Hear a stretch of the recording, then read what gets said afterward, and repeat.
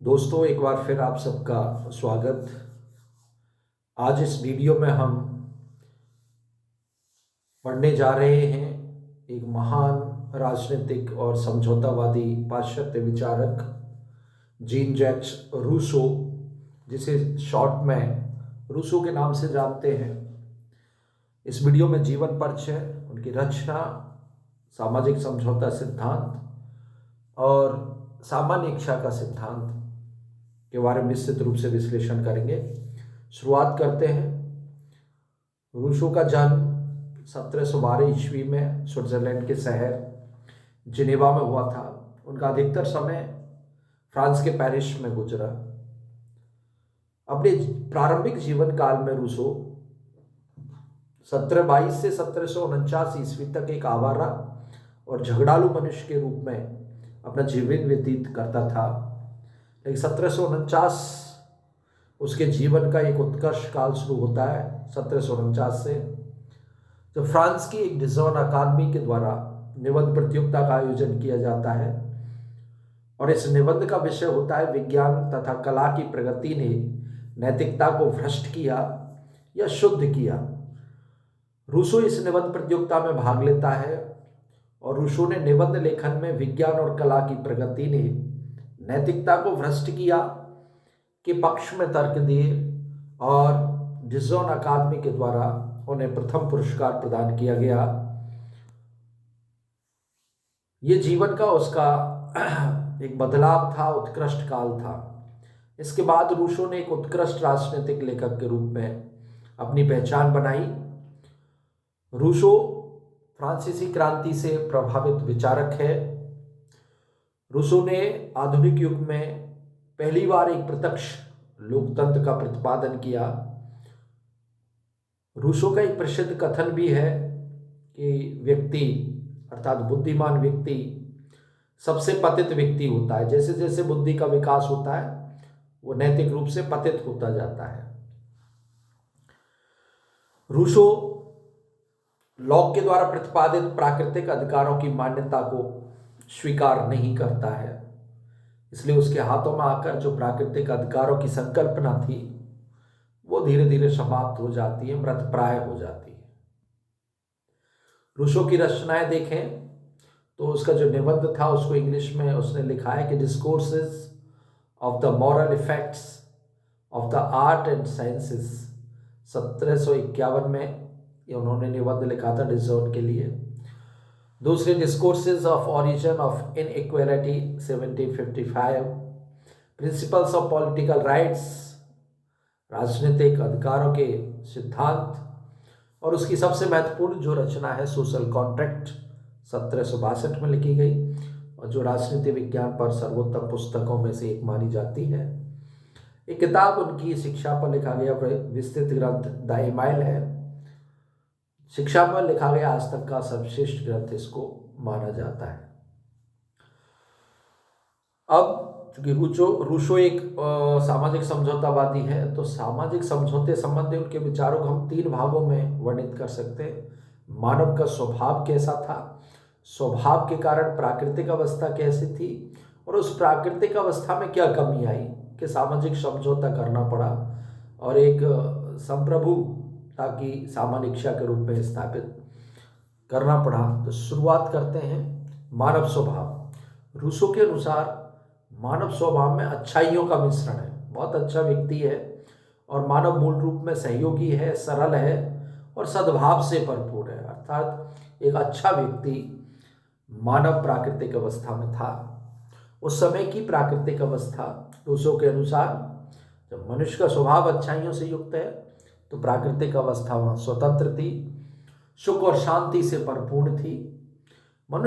लेकिन मनुष्य विवेकहीन और नैतिक विहीन एक पशुवत आचरण करने वाला व्यक्ति था जिसे उसने आदर्श वरवर्ग कहा है, नोबल सेविस। क्योंकि प्रारंभ में व्यक्ति आत्मरक्षा की प्रवृत्ति और सहानुभूति की प्रवृत्ति से भद्र पशु के समान स्वतंत्र था। अर्थात एक आदर्श, एक अच्छे पशु, शांतिपूर्ण पशु के समान एक व्यक्ति जीवन यापन प्राकृतिक अवस्था में करता था। परंतु इस प्राकृतिक अवस्था में समाज और सभ्यता का विकास हुआ, निजी संपत्ति की उदय हुई, और इस निजी संपत्ति के उदय ने ही तेरा मेरा और ईर्ष्या का भाव पैदा किया, और जो ये प्राकृतिक स्वतंत्रता थी ये लुप्त होने लगी।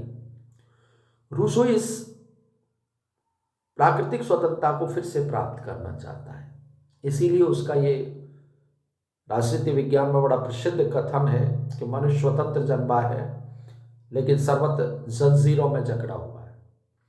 अर्थात जब मनुष्य जन्म लेता है वो स्वतंत्र होता है, लेकिन धीरे धीरे सांसारिक जीवन में आके, और वो सांसारिक जीवन के, परिवार के, समाज के, कानून और व्यवस्था के की कई जंजीरों में वो जकड़ जाता है। मैक्सी ने रूसो को प्रकृति का शिशु कहा है क्योंकि वो प्राकृतिक स्वतंत्रता का समर्थक है। प्राकृतिक स्वतंत्रता के लिए रूसो ने प्रकृति की ओर लौटो नारा दिया था। प्रकृति की ओर लौटो, रिटर्न टू नेचर। यही भारतीय यदि किसी राजनीतिक विचारक के बारे में बात करें तो दयानंद सरस्वती ने भी प्रकृति की ओर लौटो नारा दिया था, लौटो। रूसो के अनुसार प्राकृतिक अवस्था की स्वतंत्रता प्राप्ति के लिए एक वैकल्पिक नागरिक समाज के निर्माण हेतु सामाजिक समझौते की आवश्यकता महसूस की, जिससे कि श्रम के द्वारा जो संपत्ति अर्जित की जाए वो सुरक्षित रहे, व्यवस्था रहे।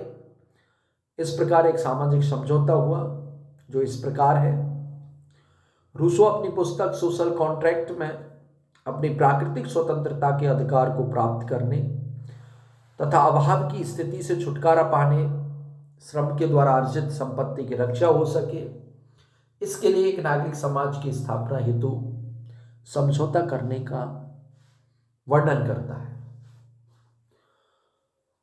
रूसो का कहना है कि जैसे ही प्राकृतिक अवस्था में तर्क और संपत्ति का उदय हुआ, समाज में एक आर्थिक असमानता में वृद्धि हुई, लोगों में ईर्ष्या और द्वेष के संबंध स्थापित हुए, और धीरे धीरे जो प्राकृतिक समानता, स्वतंत्रता, शांति ये लुप्त होती चली गई। इसके साथ साथ समाज में विकास के परिणाम स्वरूप जनसंख्या की भी वृद्धि होती है, जिसके कारण समाज में अभाव की स्थिति उत्पन्न होने लगती है। अभाव की स्थिति में मनुष्य जब अपने श्रम के द्वारा संपत्ति अर्जित करता है तो उसको छीनने की संभावना रहती है। अतः मनुष्य श्रम द्वारा अर्जित संपत्ति की सुरक्षा उसे समझौते से निर्मित नागरिक समाज में मिल जाती है, इसलिए वो सामाजिक समझौते की ओर बढ़ता है, जिससे एक नागरिक समाज की स्थापना होती है। इस समझौते के परिणाम स्वरूप मनुष्य प्राकृतिक स्वतंत्रता को त्याग कर एक नागरिक स्वतंत्रता प्राप्त करता है, जो अभाव की परिस्थितियों में भी उसे पूर्ण सुरक्षा प्रदान करती है। सामाजिक समझौते को करके मनुष्य के द्वारा एक ही प्रभुसत्ता की स्थापना की जाती है, लेकिन यह प्रभुसत्ता किसी एक व्यक्ति या शासक में निहित ना होकर संपूर्ण समाज में निहित होती है, जहां समुदाय के कल्याण की इच्छा को ही रूसो सामान्य इच्छा कहता है। यहाँ और इस प्रकार की जो प्रभुसत्ता है समाज में, ये समुदाय के कल्याण की इच्छा है, और इसी को रूसो सामान्य इच्छा कहता है। इस प्रकार रूसो लोकप्रिय प्रभुसत्ता के विचार को स्थापित करते हैं, अर्थात प्रभुसत्ता जनता में निहित है, इसी को लोकप्रिय प्रभुसत्ता कहते हैं। इस प्रकार राज्य के अंतर्गत प्रभुसत्ता में सभी नागरिकों की बराबर हिस्सेदारी होती है और उसे कोई छीन नहीं सकता। हर व्यक्ति, हर नागरिक की प्रभुसत्ता में बराबर साझेदारी, क्योंकि वो एक नागरिक समाज का हिस्सा है और उसे कोई छीन नहीं सकता। प्राकृतिक अवस्था के कष्ट में बन जाने पर ही मनुष्यों ने एक नए आदर्श समाज की स्थापना हेतु निम्न प्रकार समझौता किया। अब वो जो सामाजिक समझौता है रूसो उसी के शब्दों में है। तो समझौते के दो पक्ष अपन करेंगे। एक व्यक्ति है, व्यक्ति बात कर रहा है, फिर वो दूसरी तरफ समुदाय स्थापित होता है। तो रूसो के शब्दों में, हम में से प्रत्येक व्यक्ति दूसरों के साथ साथ अपने व्यक्तित्व और समस्त प्राकृतिक अधिकार सामान्य इच्छा के सर्वोच्च निर्देशन में छोड़ देता है। समुदाय के लिए, और अपनी समुदाय की स्थिति में हम प्रत्येक सदस्य उसे पूर्ण सत्ता के अभिन्न अंश के रूप में पुनः प्राप्त करते हैं। ये रूसो के शब्दों में समझौते का स्वरूप है।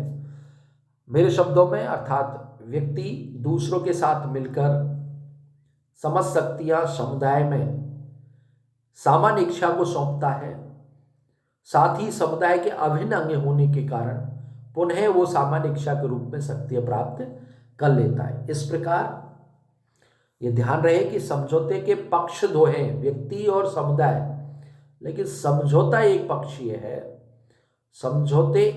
समुदाय इस समझौते में कोई वचन नहीं देता। रूसो का सामान्य इच्छा संबंधी विचार। अब रूसो के सामाजिक समझौते के विचार में सामान्य इच्छा का जो स्थान है वो रूसो के दर्शन का सबसे महत्वपूर्ण, मौलिक, केंद्रीय एवं रोचक विचार है। ये सिद्धांत रूसो के संपूर्ण राजनीतिक दर्शन की आत्मा या आधारशिला है। इसी सिद्धांत के आधार पर रूसो ने अपनी स्वतंत्रता, अधिकार, कानून और राज्य की उत्पत्ति संबंधी विषयों पर स्पष्ट विचार प्रकट किए हैं। मैक्सी और जोन्स, जो राजनीतिक विचारक हैं, ने इस सिद्धांत को रूसो का राजनीतिक क्षेत्र के लिए सबसे बड़ा योगदान बताया है कि जो सामान्य इच्छा का सिद्धांत है वो राजनीतिक क्षेत्र के लिए सबसे बड़ा योगदान रूसो का है। रूसो का सामान्य समझौता सिद्धांत चमत्कार पूर्ण लगता है, क्योंकि पशुत्व जीवन जीने वाला रातों रात सभी नागरिक बन जाते हैं और वो भी सभ्य नागरिक बन जाते हैं। इस विडंबना को दूर करने के लिए, इस आलोचना को दूर करने के लिए रूसो ने सामान्य इच्छा सिद्धांत का प्रतिपादन करते हुए व्यक्तिगत स्वतंत्रता और सामाजिक सत्ता में समन्वय को करने का प्रयास किया है कि व्यक्ति की स्वतंत्रता भी बनी रहे और सामाजिक सत्ता में वो अपनी स्वतंत्रता का उपयोग कर सके, इसमें समन्वय किया है। सामान्य इच्छा के प्रतिपादन से पहले, इसीलिए वो सामान्य इच्छा के प्रतिपादन से पहले यथार्थ या स्वार्थपूर्ण इच्छा, वास्तविक और आदर्श इच्छा में भेद प्रकट करते हैं। पहली है यथार्थ और स्वार्थी इच्छा। व्यक्ति की यह क्षणिक आवेश से उत्पन्न क्षणिक तात्कालिक इच्छा है। यह इच्छा स्वार्थ प्रेरित है, संकीर्ण है, परिवर्तनशील और अस्थिर होती है। यह इच्छा व्यक्तिगत और इंद्रिय इच्छा के नाम से भी जानी जाती है और इसी इच्छा के कारण व्यक्ति दूसरों से झगड़ता है। दूसरी है वास्तविक या आदर्श इच्छा। व्यक्ति की वास्तविक या आदर्श इच्छा निश्चित, स्थिर, शाश्वत, विवेकपूर्ण, सामाजिक हितकारी, वैयक्तिक स्वार्थ से रहित होती है। यह इच्छा समुदाय के कल्याण की भावना रखती है, इसलिए इसे समुदाय के कल्याण की इच्छा भी कहते हैं। यह मनुष्य की श्रेष्ठता और स्वतंत्रता की द्योतक होती है। विचारक आशीर्वादम के अनुसार यह विवेकपूर्ण एवं व्यक्ति और समाज के सामंजस्य में प्रदर्शित होती है। वास्तविक आदर्श इच्छा। इस प्रकार अब इन दोनों इच्छाओं के बाद वो अपने सामान्य इच्छा सिद्धांत के बारे में कहता है कि सामान्य इच्छा है क्या। तो सामान्य इच्छा समुदाय के सभी नागरिकों की आदर्श या वास्तविक इच्छाओं का योग है जो सबके कल्याण की भावना रखती है। यही सामान्य इच्छा कहलाती है। रूसो के शब्दों में नागरिकों की इच्छा जिसका उद्देश्य सामान्य हित हो, सामान्य इच्छा कहलाती है। एक अन्य विचारक ग्रीक के शब्दों में सामान्य हित ही सामान्य चेतना है। वेपर के शब्दों में सामान्य इच्छा नागरिकों की वह इच्छा है जिसका उद्देश्य ही सबकी भलाई है, व्यक्तिगत स्वार्थ नहीं। ये सबकी भलाई के लिए सबकी आवाज है। अब इस सामान्य इच्छा का निर्माण होता कैसे? तो उसने कहा कि सामान्य इच्छा के निर्माण में दो तत्वों की भूमिका होती है। एक तो सामान्य व्यक्तियों की इच्छा और इस सार्वजनिक हित पर आधारित इच्छा। सामान्य व्यक्तियों की इच्छा वैयक्तिक होती है, स्वार्थपूर्ण होती है, जिसे हम वास्तविक कहते हैं, और सार्वजनिक हित पर आधारित इच्छा जिसको अभी पढ़ा है हमने, आदर्श इच्छा होती है।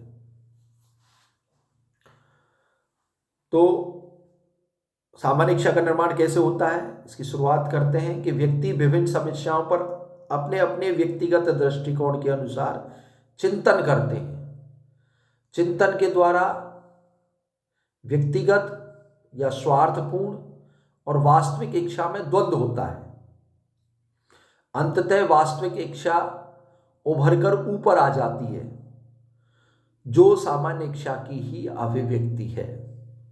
और ये जो वास्तविक इच्छा उभर के आती है स्वार्थपूर्ण इच्छाओं के टकराव के बाद, तो सबके कल्याण की इच्छा होती है और ये ही सामान्य इच्छा बन जाती है। क्या सामान्य इच्छा और बहुमत की इच्छा एक है? रूसो के अनुसार सामान्य इच्छा की अभिव्यक्ति के लिए मतदाताओं की संख्या नहीं बल्कि सार्वजनिक हित का विचार होता है। सामान्य इच्छा का अभिप्राय सभी की इच्छा नहीं है बल्कि सभी के कल्याण की इच्छा है।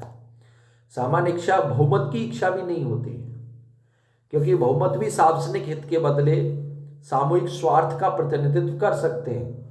अतः सामान्य इच्छा गुणात्मक है, मात्रात्मक नहीं है। सामान्य इच्छा एक व्यक्ति की इच्छा का भी प्रतिनिधित्व कर सकती है यदि उसका उद्देश्य सार्वजनिक हित हो। सर्वसम्मति की इच्छा भी सामान्य इच्छा नहीं होती, क्योंकि सभी की इच्छा का लक्ष्य भी वैयक्तिक हो सकता है। लोकमत और सामान्य इच्छा भी पर्यायवाची नहीं होते। लोकमत हमेशा समाज कल्याणकारी नहीं होता। भ्रष्ट तरीकों से भी लोकमत निर्मित किया जा सकता है, जबकि सामान्य इच्छा सदैव लोक कल्याणकारी और भ्रष्टाचार से मुक्त होती है। सामान्य इच्छा की क्या क्या विशेषताएं हैं? सामान्य इच्छा संप्रभुता संपन्न है, अर्थात सामान्य इच्छा सर्वोच्च है, संप्रभु होती है, जिस पर किसी दैवीय प्राकृतिक अधिकारों का प्रतिबंध नहीं होता। ये इच्छा जनवाणी होती है, जिसकी अवहेलना नहीं की जा सकती। ये शक्ति कानून का निर्माण और धर्म का निरूपण, जीवन का संचालन करने का कार्य सामान्य इच्छा करती है। दूसरी अविभाज्य होती है। रूसो के अनुसार सामान्य इच्छा संप्रभु है, उसे विभाजित नहीं किया जा सकता। व्यवस्थापिका, कार्यपालिका और न्यायपालिका संप्रभु के आदेशों का पालन करती है।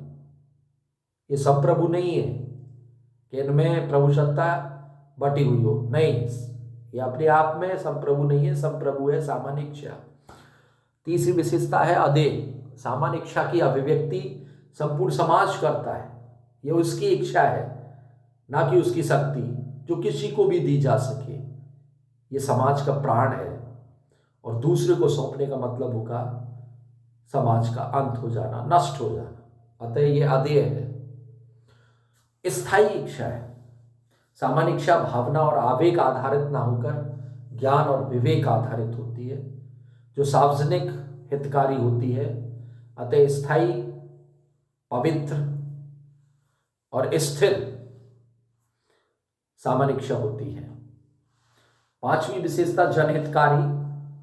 रूसो की सामान्य इच्छा का संबंध केवल और केवल लोक कल्याण से है, समाज के किसी अन्य अंग से नहीं है। छठी बाध्यकारी है। सामान्य इच्छा संप्रभु है, अतः वह बाध्यकारी शक्ति रखती है। उसकी अवहेलना करने पर उसे पालन करने हेतु बाध्य कर सकती है। उसके पास कानून बनाने, लागू करने और दंड देने की तीनों ही शक्तियां मौजूद रहती हैं।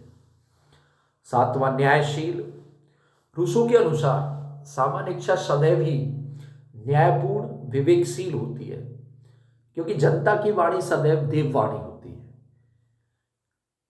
यह सभी की और सामूहिक और सद इच्छा होती है, अच्छी इच्छा होती है। इसमें कोई सदस्य अन्यायपूर्ण कार्य नहीं कर सकता। सामान्य इच्छा जितनी अधिक सामान्य होती है, वो उतनी ही न्यायपूर्ण होती है। आठवां है स्वतंत्रता एवं समानता की द्योतक। रूसो के अनुसार सामाजिक समझौता प्राकृतिक युग की स्वतंत्रता की पुनः प्राप्ति के लिए किया जाता है, जिसमें संप्रभु सामान्य इच्छा होती है। जो व्यक्ति इसकी अवज्ञा करता है, उसे स्वतंत्र होने के लिए बाध्य किया जा सकता है।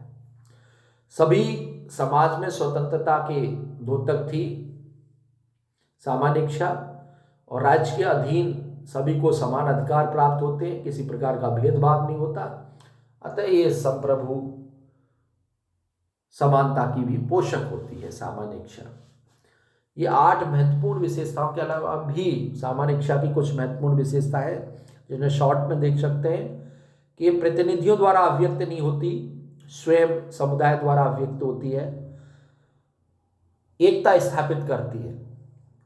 सामान्य इच्छा समाज में एकता स्थापित करती है क्योंकि ये समाज के एक सबके कल्याण की इच्छा होती है। अचूक इच्छा है, इससे चूक नहीं होती, हमेशा न्याय होता है। अपने को कानून द्वारा अभिव्यक्त करती है। अवैयक्तिक और निस्वार्थ इच्छा होती है, समाज के कल्याण की इच्छा है, स्वार्थ की नहीं। और ये कार्यपालिका की भी इच्छा नहीं है। उसने कहा है कि रूसो कहता है कि समुदाय और सरकार में भेद है। कानून को लागू करना संप्रभु सत्ताधारी राजनीतिक समुदाय का काम नहीं है, सामान्य इच्छा का काम नहीं है, ये तो सरकार का काम है। राज्य और समाज पर्यायवाची हैं, जबकि सरकार जनता के लिए एक जीवित औजार की तरह है। अब सामान्य इच्छा सिद्धांत की कुछ आलोचना भी है, जैसे ये भ्रामक और अस्पष्ट अवधारणा है। सामान्य इच्छा कैसे विकसित होगी, कैसे निर्माण होगी, एक आम व्यक्ति नहीं समझ सकता, इसलिए भ्रामक और अस्पष्ट है। दूसरा, आज का पूरे संसार में प्रतिनिधि लोकतंत्र की स्थापना की जा रही है, जबकि ये प्रतिनिधि लोकतंत्र के विरोधी अवधारणा है। ये प्रत्यक्ष लोकतंत्र को बढ़ावा देती है, जो वर्तमान जनसंख्या, इतनी बड़ी जनसंख्या वाले राज्यों में ये संभव नहीं है। तीसरा, जो इच्छाओं का भेद किया गया है वास्तविक और यथार्थ, वो भी काल्पनिक लगता है। चौथा, सार्वजनिक हित की स्पष्ट इसमें कोई परिभाषा नहीं है कि सार्वजनिक हित को क्या मानेंगे। और पांचवा, एक सर्वसत्तावादी राज्य का समर्थन किया है, अर्थात समस्त शक्तियां सामान्य इच्छा अर्थात समाज में निहित है और आप उसकी आलोचना नहीं कर सकते, आपको उनकी आज्ञा मानना बाध्यकारी है। और ऐसा ही समाज सर्वसत्तावादी समाज होता है, और हिटलर मुसोलिनी में हमने ऐसे ही सर्वसत्तावादी राज्य देखे हैं। और इनके गुरु रूसों से ही इन्होंने सर्वसत्तावादी राज्य के विचार स्वीकार किए हैं। रसेल, ब्राउन, मुरे और टॉलमैन आदि सर्वसत्तावादी राज्य का समर्थक मानते हैं। एक महान विचारक वाहन के शब्दों में लेवियथन का कटा सिर ही रूसों की सामान्य इच्छा है। दोस्तों, इसको मैं बहुत शॉर्ट शब्दों में बता देता हूँ। लेवियथन एक व्यक्ति है और उस व्यक्ति में ही सर्वोच्च निरंकुशता है, समझ शक्तियाँ उसमें है। यहाँ आप सिर काट देंगे तो एक बिना सिर के व्यक्ति प्राप्त होंगे, अर्थात हम सब जो समाज है वो एक व्यक्ति नहीं है, कई सिर हैं, आप एक सिर नहीं देख सकते। तो ये यहाँ जो लेवियथन को निरंकुश शक्तियाँ दी गई हैं वो समाज को शक्ति दी गई है। इसलिए रूसों की जो सामान्य इच्छा है और हॉब्स का जो लेवियथन है, उन दोनों की तुलना की गई है। दोस्तों, ये बड़ा महत्वपूर्ण विषय है सामान्य इच्छा, और इसको जरूर पढ़ें। Thank you.